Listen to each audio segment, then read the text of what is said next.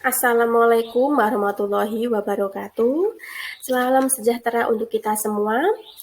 Kali ini saya akan mempresentasikan rancangan aktualisasi saya berjudul penggunaan media online maupun offline untuk pengoptimalan penerapan prokes di lingkungan SDN Jatiroto 04, Kecamatan Kayen, Kabupaten Pati tahun 2021.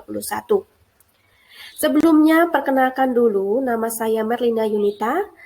NIP saya 1992061520201225. Jabatan saya sebagai ahli pertama guru kelas, unit kerja di SDN Jatiroto 04, sebagai peserta pelatihan dasar CPNS golongan 3, angkatan 3, Pemerintah Kabupaten Pati, PPSDM Geominerba Bandung 2021. Di SDN Jatiroto 04, saya sebagai guru kelas 5 dengan Kepala Sekolah Bapak Wasito SPD dan coach saya di PPSDM Geominerba Bandung yaitu Bapak Irfan Koirodin STMT. Di sini ada tugas dan fungsi guru sebagai guru kelas 5, yaitu 1. Saya merencanakan pembelajaran, yaitu berupa membuat perangkat pembelajaran, ada Prota, Promes, silabus, RPP, dan sebagainya. Yang kedua yaitu melaksanakan proses pembelajaran yang bermutu menggunakan Zoom dan WhatsApp Group. Yang ketiga menilai dan mengevaluasi hasil pembelajaran, yaitu ada aspek kognitif, psikomotor, dan efektif. Di situ ada evaluasi berupa LKPD, ada PTS dan PAT. Yang keempat yaitu membimbing dan melatih peserta didik atau siswa. Sebagai guru kelas 5 pasti ada lomba-lomba, ada puisi, ada nari, dan sebagainya. Di poin yang kelima yaitu melakukan penelitian dan pengabdian kepada masyarakat. Contohnya di sini yaitu melakukan rapat komite setiap setahun sekali. Yang keenam melaksanakan tugas tambahan yang melekat pada kegiatan pokok yang sesuai. Di sini saya membantu sebagai pembantu operator, yaitu mengumpulkan berkas-berkas administrasi peserta didik seperti KK, akte, dan KTP orang tua untuk dimasukkan ke Dapodik. Yang ketujuh yaitu meningkatkan dan mengembangkan kualifikasi akademik dan kompetensi secara berkelanjutan. Di sini juga saya melakukan mengikuti seminar-seminar nasional secara virtual. Nah, di SDN Jatiroto nomor 4 juga memiliki visi, misi, dan nilai organisasi. Disitulah saya mengidentifikasi isu masalah yang terdapat di SDN Jatiroto 64, yaitu ada 1, menurunnya hasil belajar siswa saat pembelajaran jarak jauh, termasuk manajemen ASN. Yang kedua, belum menciptakan media pembelajaran yang inovatif, kreatif, dan menyenangkan, termasuk manajemen ASN. Yang ketiga, belum optimalnya penerapan prokes di lingkungan sekolah, termasuk pelayanan publik. Yang keempat, kurangnya bimbingan etika berbicara dan berperilaku siswa di sekolah, yaitu termasuk pelayanan publik juga. Yang kelima, kurangnya komunikasi secara offline maupun online saat akan memasuki tahun ajaran baru untuk pendaftaran peserta didik baru PPDB termasuk pelayanan publik. Dan yang keenam, kurangnya kesadaran orang tua wali murid terhadap pembelajaran jarak jauh termasuk WOG. Dan yang ketujuh, rendahnya rasa gotong royong untuk membersihkan dan merapikan ruang guru dan kepala sekolah termasuk WOG. Nah, diidentifikasi isu tersebut yaitu berkaitan dengan ketidaksesuaian dengan visi, misi, nilai organisasi. Nah, di situ ada visi nilai rapot pada bidang akademik dan non-akademik dapat meningkat. Nilai organisasinya yaitu kreatif dan inovatif. Misi ada kesehatan warga sekolah meningkat. Visinya menjunjung tinggi tata krama dan tata susila dalam pergaulan. Nilai organisasinya yaitu senantiasa berpartisipasi, terlibat aktif dalam setiap kegiatan, kreatif dan inovatif. Misinya yaitu membiasakan warga sekolah untuk taat dan melaksanakan peraturan keagamaan pemerintah dan sekolah. Nilai organisasinya ada inisiatif dan tanpa pamrih. Nah, di sini isu-isu tersebut dianalisis menggunakan teknik APKL. Terlihat di sini yaitu ada keterangan memenuhi syarat dan tidak memenuhi syarat. Survei ini dilakukan pada warga sekolah yaitu guru, ada kepala sekolah, ada siswa, dan orang tua wali.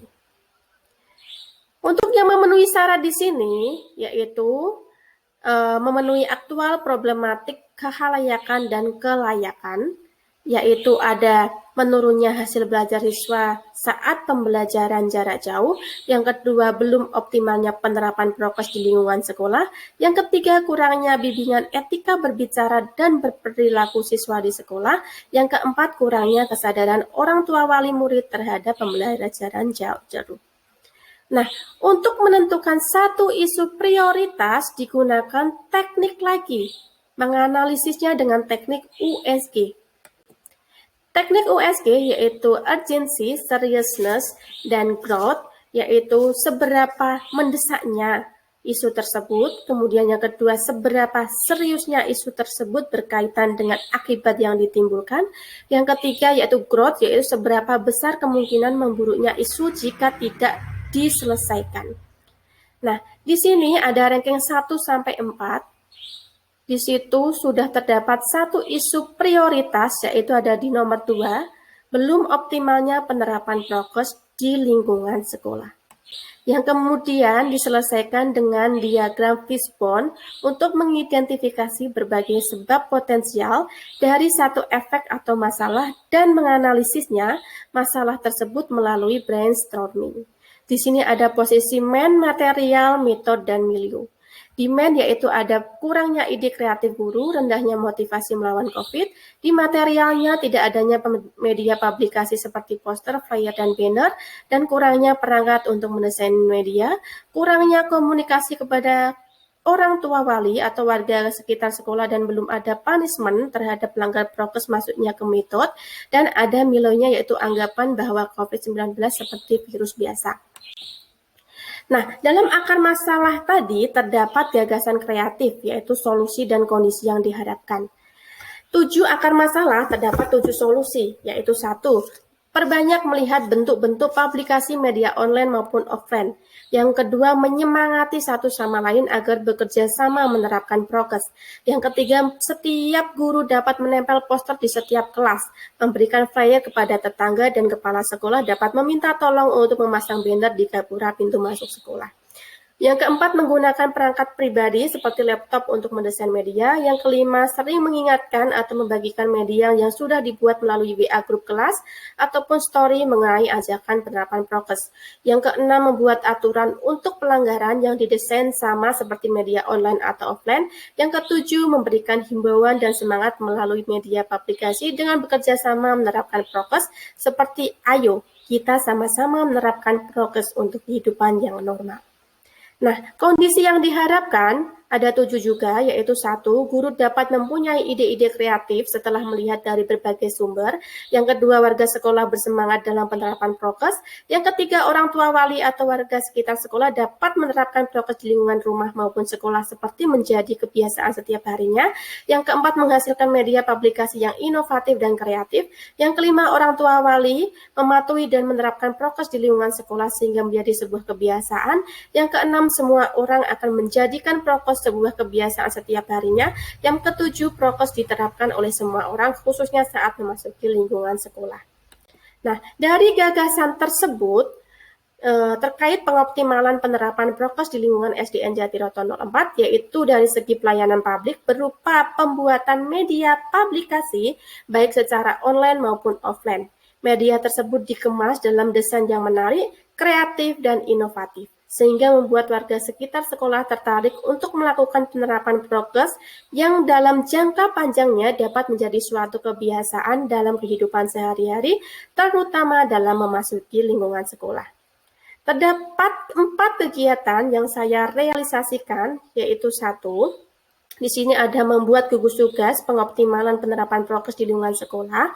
Tahapannya nanti ada rapat penyampaian rancangan kegiatan yang akan dikonsultasikan dengan mentor dan para guru, yaitu membuat draft SK penunjukan guru gugus tugas penerapan prokes di lingkungan sekolah dan meminta persetujuan mentor terkait draft tersebut. Outputnya di sini yaitu draft SK penunjukan gugus tugas dalam program pengoptimalan penerapan prokes di lingkungan sekolah. Buktinya nanti ada dokumen kegiatan dan lampiran SK gugus tugas. Yang kedua, ada kegiatan membuat poster atau flyer atau banner dengan tema ajakan atau punishment untuk menerapkan prokes di lingkungan sekolah. Di situ tahapannya ada rapat atau diskusi layout mengenai berbagai konten poster, flyer, dan banner. Kemudian ada pembuatan 2 atau 3 desain. Kemudian ada rapat penentuan 1 desain. Terus ada observasi 2 atau 3 tempat percetakan. Yang terakhir yaitu rapat pemilihan bahan-bahan pembuatan poster atau flyer atau banner dengan memperhatikan kualitas dan harga sekaligus menentukan tempat percetakan. Nah, outputnya di sini akan menghasilkan poster atau flyer atau banner cetak dan digital. Buktinya nanti ada desain poster atau flyer atau banner dan dokumentasi foto kegiatan. Kemudian ada di kegiatan yang ketiga, yaitu mempublikasikan poster atau flyer secara manual dan digital. Yaitu tahapannya yaitu ada morning briefing dana pengeluaran pembayaran media terlebih dahulu, kemudian nanti publikasi media secara manual